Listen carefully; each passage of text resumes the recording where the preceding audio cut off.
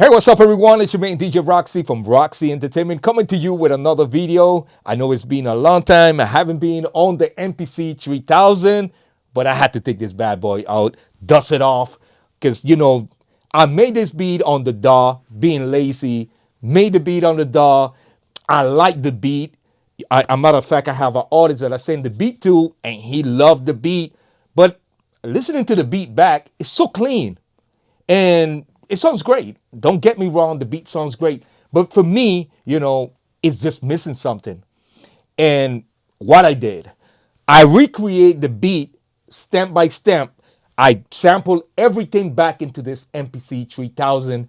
Then I went back into the DAW, and I'll tell you what, huge difference. It's such a huge difference between the one that was created directly in the DAW and the one that was recreated inside of the MPC 3000. So you want to use this MPC 3000, something like, an effect, kind of like I don't have much of my analog equipment like I had in my previous studio. So kind of have to do the stuff that's going to get me that sound, that I'm looking for every time that I'm making a beat. But definitely this make a big difference. And I didn't even went to the 8 outputs or nothing. Just stereo input, stereo output from the MPC 3000. And I tell you this, man, I sampled every instrument into this.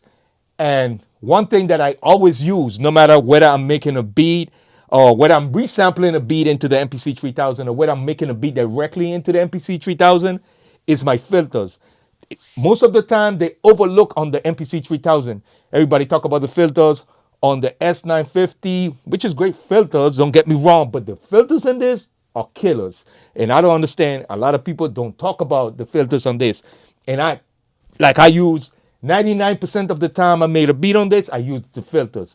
Another trick that I use, I'll tell you this. If I'm making a beat, I would resample that whole beat and use my filter on that complete beat, and that would be my bottom.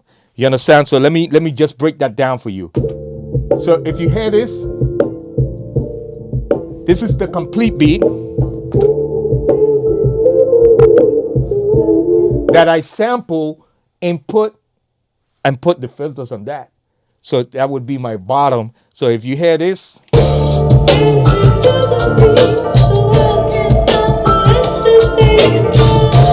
it's just a small little stuff that you do that makes the big difference. So I'm gonna go ahead and play the beat on the DAW.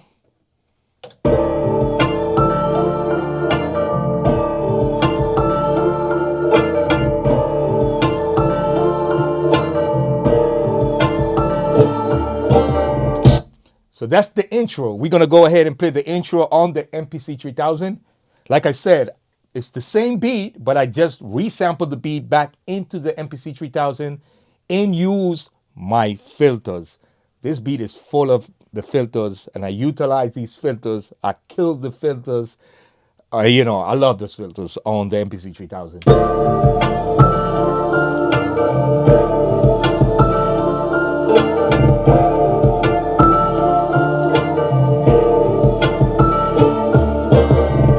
And you can hear that, like even the 808 on that beat, like it just bring that 808, it bring life into that 808. It just bring life into the instrument. When you use these filters, it give it that haze, something like if you're using some analog tape type of stuff, you know what I mean? So, and by the way, if you don't know where those filters are, and you have a 3000 and you don't know, maybe you're new to the MPC 3000, you were going to programming sound, you would go number 3, and that's right there. That's where your filters are. Just play around with your filters. Anyway, so we're gonna go ahead and play that verse. We're gonna play the chorus directly from the DAW.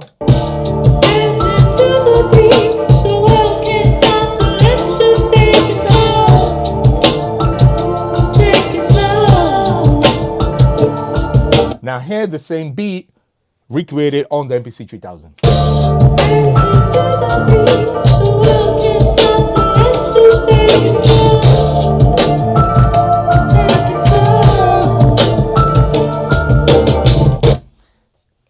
that's the little different that make the big difference.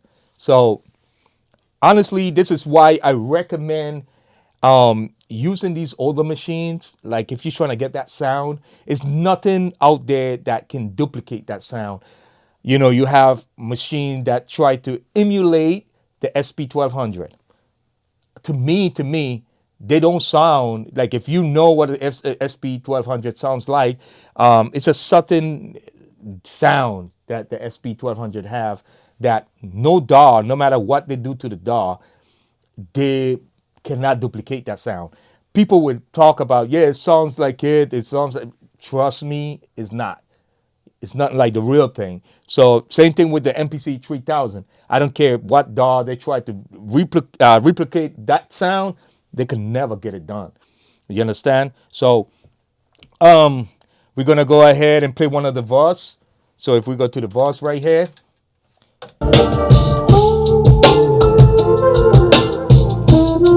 now don't get me wrong, it's super clean on the computer. It's a super clean sound on the computer, but not always clean we're looking for. We want sometimes some kind of dirt in it. That's hip hop. Hip hop, music, especially this type of hip hop. You want that dirt. You want that griminess. So, and that's what I was looking for. When I made the beat, I'm like, man, the beat sounds great, but it's just missing something. And I tell you, I'm gonna do these files at the end of the video, and you're gonna listen to those files with your studio head monitors or your headphones or whatever, and you can hear that different. I'm pretty sure you probably can even hear it different on your phone, like directly on your phone, because the different is big. So, all right, so we gone playing this. Clean. Now hear the difference.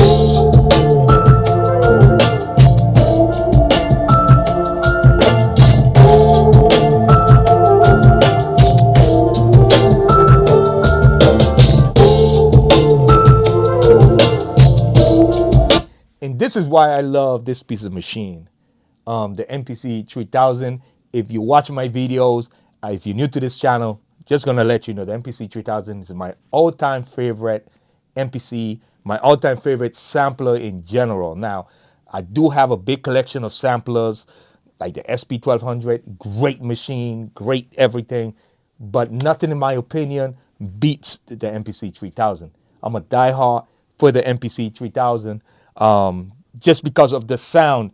The MPC 3000 is one machine that you can go new, you can go old.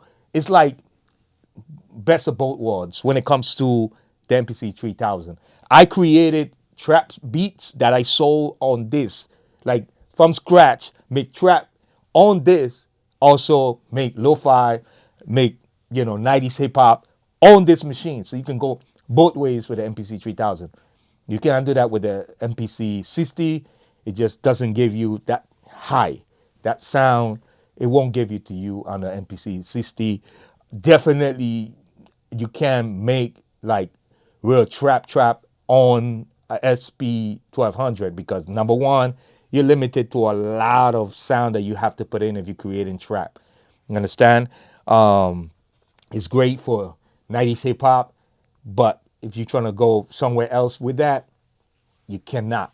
You cannot make trap, and you can't make more modern music on the SP 1200, and it's because of how limited it is. This is not like this. You can sample. You have like 300 and something seconds of sampling time. Like, my God, that you can make any beat on this. By the way, if you haven't subscribed to this channel, it's a perfect time to hit that subscribe button for more interesting videos like this. I'm not going to make the video too long.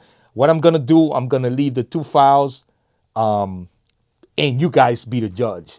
Like, honestly, for me, the MPC 3000, but you be the judge. It's music. Some people might like it this way. Some people might like it the other way, but definitely I know most people will like it this way when I recreate everything back into the MPC 3000. Once again, it's your man DJ Roxy from Roxy Entertainment, logging out, but the video is not done right here. Listen to those files and you will know what the difference is. Until next time.